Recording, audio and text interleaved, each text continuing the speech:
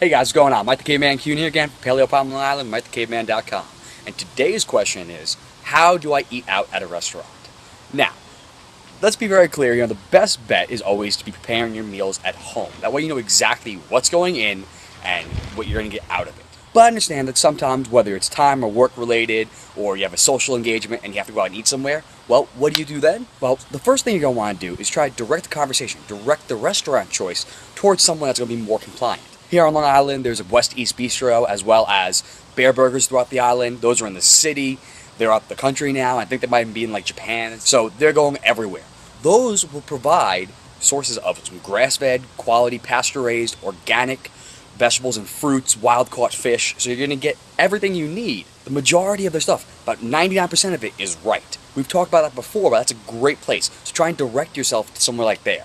Now, if that's not an option, you have to go to a traditional restaurant that isn't catering to quality foods, well, then you just make the best choice you can. If you can see the menu beforehand, that'd be great. A lot of places have their menus online now, so you can actually see that.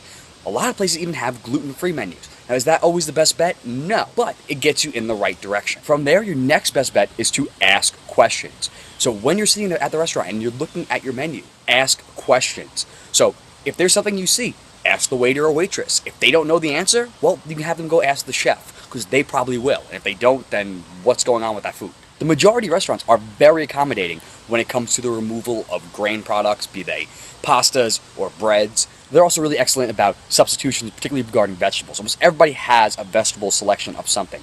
Just make sure they're clear that corn isn't a vegetable. The next thing you're going to watch out for is the added sugars. Make sure they're not adding it to their sauces and marinades. And from there, you're going to want to look at their cooking oil. Odds are they're using some kind of canola or corn or cottonseed, some kind of cooking oil, some kind of vegetable oil, which we've already talked about a couple of times, no good. So see if they're willing to do like an olive oil or butter.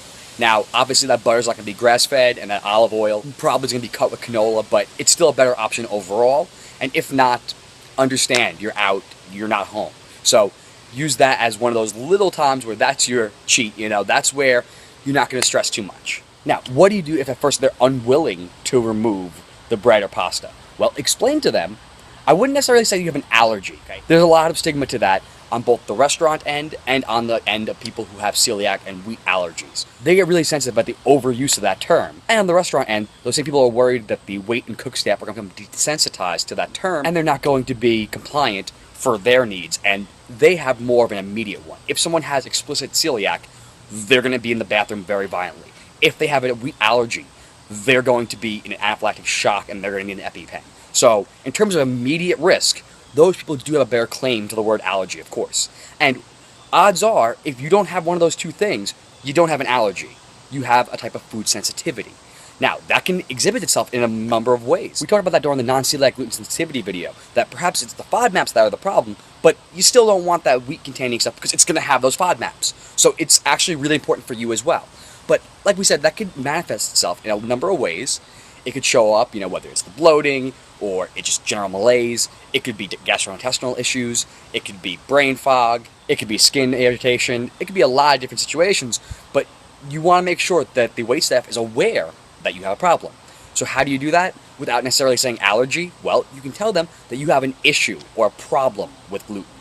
Now, that's a very vague way of saying it. By saying you have an issue or a problem with it, you're not saying explicitly that you have an allergy. However, at the same time, you're making aware that you don't want that in your food. Now, if you do have a waitstaff who is really resistant, you may want to throw out the allergy term, because odds are that restaurant doesn't want to have a lawsuit on their hands. And if you did actually have an allergy and you had an anaphylactic shock, they're going to be in big trouble because you told them not to do it. Either way, the fact is that saying that you have an issue with it gets you around the squabbles and should get you most of the time where you need to be.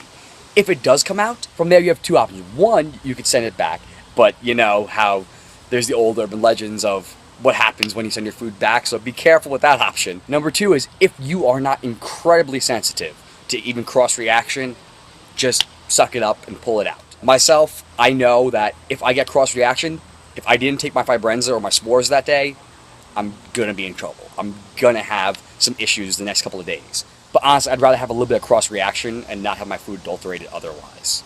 That's just me.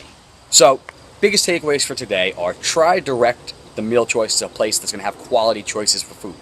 If that's not an option, ask a lot of questions and make the best choices from there. Talk to the waitstaff, make it clear that you do not want anything that contains grains, particularly gluten, anything that has added sugar, and you don't want anything that has the vegetable oils added to it. Do the best you can to make those choices, and usually, most of the time, the waitstaff is pretty accommodating. And if after all that it still doesn't come out the right way, you can always shaft them on the tip a little bit, I guess. I don't know. But hopefully that helped you out. You know what to do. Like and subscribe down below. Share it with your friends. Head over to Instagram and Twitter and follow me at Mike the Caveman. Over on Facebook at Paleo Problem Island. And of course over on MikeTheCaveman.com. That being said, enjoy this beautiful day. Go cook your own food. And I'll see you tomorrow.